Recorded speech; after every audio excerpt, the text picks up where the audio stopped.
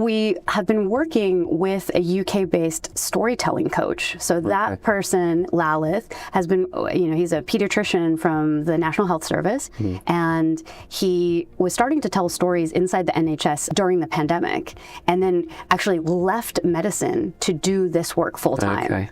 And so one of our employees had connected with him at a workshop around bereavement.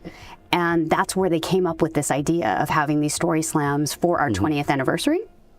And since then, what's happened is that more and more people have heard about these story slams, so our attendance has gone up.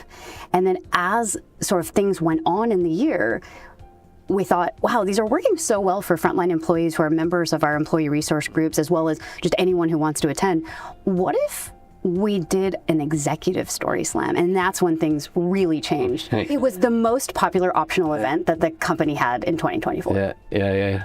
So much response from people saying it meant so much to me to hear from my leader or multiple leaders, to see them so vulnerable and authentic, because these stories might be a work story, but they're not a typical work story. So sometimes they're personal stories, sometimes they're sad, sometimes they're funny, sometimes they're scary, sometimes they're all of those things, but they're not the types of stories that you would get in the 2 or 3 minutes before a meeting starts on a video conference call.